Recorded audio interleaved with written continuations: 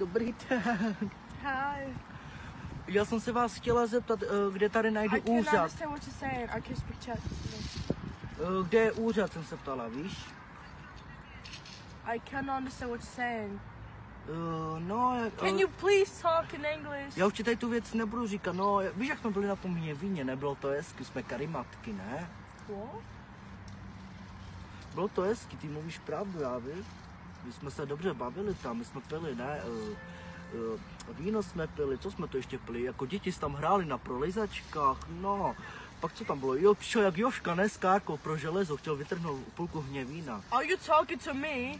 Because I can't understand what you're saying. No, jak jsme tam byli, ne? Bylo dobře. A ta svině, jak jsem jí zbyla, řekni, ne tady, jak jsem jí zbyla. To byly hádky, moc rané. Fuck off. No, říkáš pravdu, se zhádala, já ti to věřím. Jo? Can you go away? Čau, paní mrtvice.